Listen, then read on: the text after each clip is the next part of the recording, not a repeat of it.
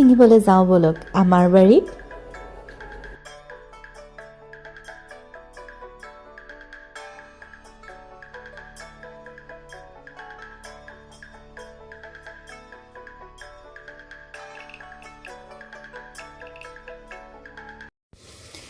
Hey guys, কি খবৰ? আজি আকৌ এটা নতুন ৰেচিপি লৈ আহিছোঁ।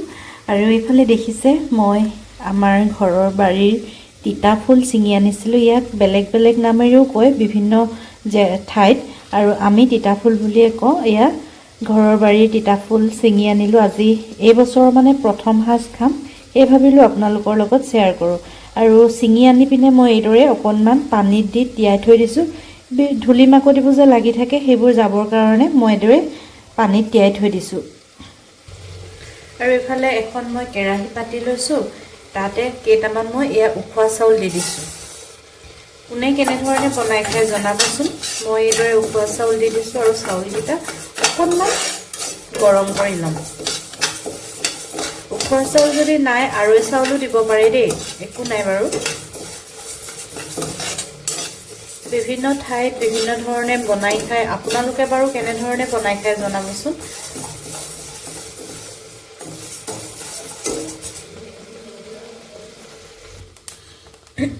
ইফালে চাউলকেইটা অকণমান ভাজ খাইছে দেখিছে।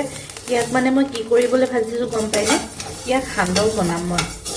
চাউলখিনি ভাজি ল'ম, ভাজি লৈ অকণমান ইয়াত পিচি ল'ম। একেবাৰে মিহিকৈ পিচিব নালাগে, অকণমান গোটা গোটা হৈ থকাকৈ মই ধুনীয়াকৈ পিচি ল'ম। এয়া মোৰ চাউলখিনি ভাজ খাই গ'ল। যদি সান্দহ গুড়ি কাৰোবাৰ ঘৰত আগতীয়াকৈ কৰি থৈ দিয়া থাকে তেতিয়াহ'লেতো কথাই নাই, এয়া কৰিবলৈ প্ৰয়োজন নাই। এয়া মোৰ সান্দহ নাছিলে কাৰণে এয়া মই কৰি ল'বলগীয়া হৈছে। এয়া কৰি লৈছোঁ। ইয়াত উখোৱা চাউলৰ সলনি আৰৈ চাউলো দিওঁ বুলি ক'লে পাৰে দেই। এয়া ধুনীয়াকৈ মোৰ চাউলকেইটা ভাজ খাই গ'ল দেখিছে। চাউলকেইটা ভাজিবৰ কাৰণে কিন্তু মই কেৰাহীখনত তেল চেল একো দিয়া নাই দেই, ডাইৰেক্ট কেৰাহীখন গৰম কৰিছোঁ আৰু ইয়াতে দি দিছোঁ। ইয়াত দেখিছে ধুনীয়াকৈ ভাজ খাই গ'ল। গেছটো মই বন্ধ কৰি দিছোঁ। আৰু ইয়াক এতিয়া মই এইখিনি চাউলখিনি গৰমে গৰমে ধুনীয়াকৈ পিচি ল'ম। আপোনালোকে বাৰু ইয়াত তিতা ফুলটো কি বুলি কয়? বিভিন্ন জেগাত বিভিন্ন নামেৰে জনা যায়। আপোনালোকে কি কয় জনাবচোন। আৰু ইয়াক কেনেদৰে বনাই খায় সেয়াও জনাবচোন দেই।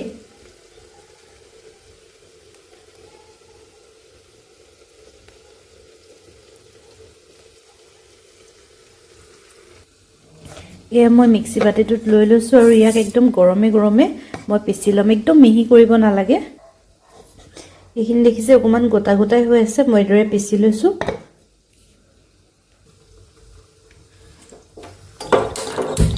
এতিয়া মই আকৌ কেৰাহীখন পাতিলোঁ, গেছটো জ্বলাই দিছোঁ, কেৰাহী গৰম হ'বলৈ দিছোঁ অকণমান। এইফালে মোৰ কেৰাহী গৰম হ'ল, তাতে মই দিছোঁ অকণমান মিঠাতেল।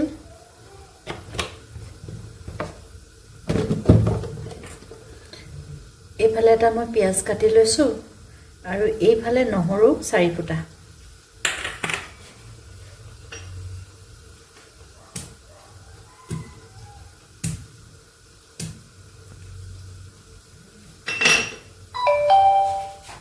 এইফালে মোৰ কেৰাহীখন গৰম হৈছে আৰু ইয়াতে এতিয়া মই দি দিছোঁ পিঁয়াজ।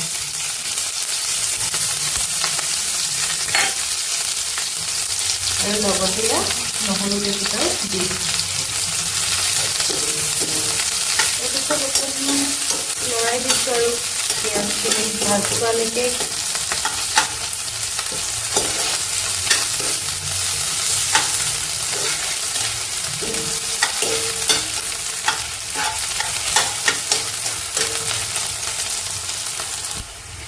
সেইফালে মোৰ পিঁয়াজখিনি গৰম ভাজ খাই গ'ল ধুনীয়াকৈ। এতিয়া মই ইয়াতে এই তিয়াই থৈছিলোঁ যে এইখিনি ফুলপাতি, তিতা ফুলখিনি এইখিনি দি দিছোঁ ইয়াত।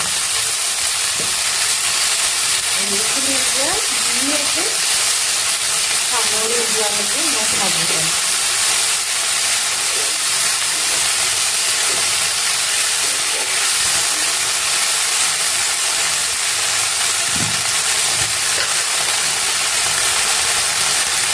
এতিয়া মই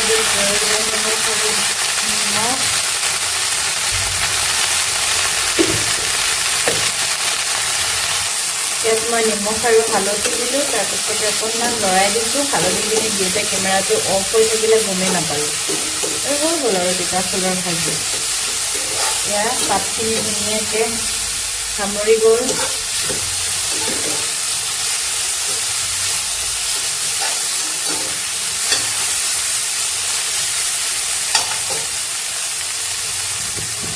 পাতখিনি ধুনীয়াকৈ সামৰি গ'ল। এতিয়া মই ইয়াতে দি দিম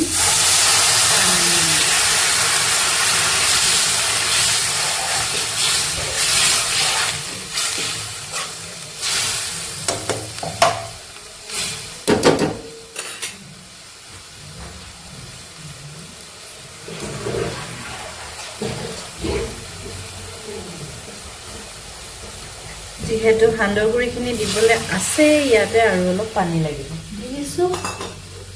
আৰু এতিয়া মই ইয়াতে ঢালি দিম। এই যে পিচি লৈছিলোঁ এইখিনি ইয়াতে মই ঢালি দিম গোটেইখিনি। তাৰপিছত আৰু এইদৰে লৰাই দিম।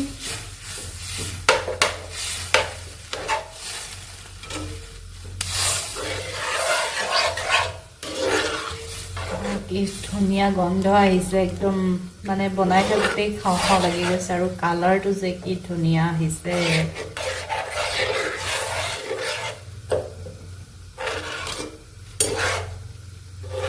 ইচ্ছা কৰিলে ইয়াত অকণমান কলখাৰ দিব পাৰে, কিন্তু এতিয়া কলখাৰ মোৰ ওচৰত নাই, সেইকাৰণে মই কলখাৰ দিয়া নাই।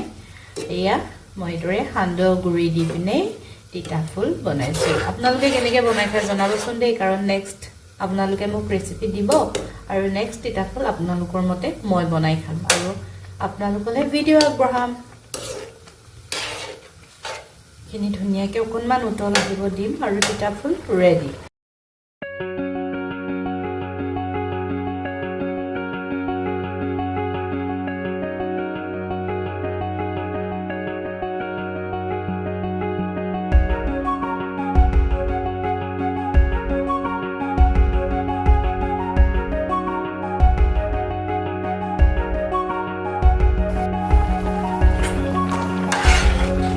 এইফালে মোৰ ৰেডি হৈ গ'ল তিতা ফুলৰ ভাজি, আৰু এয়া আমাৰ স্বাস্থ্যৰ কাৰণে বহুত উপকাৰী। সেয়া সকলোৱে জানে তিতা ফুলৰ উপকাৰিতাৰ বিষয়ে, মই বেলেগকৈ আৰু আপোনালোকক নক'লেও হ'ব।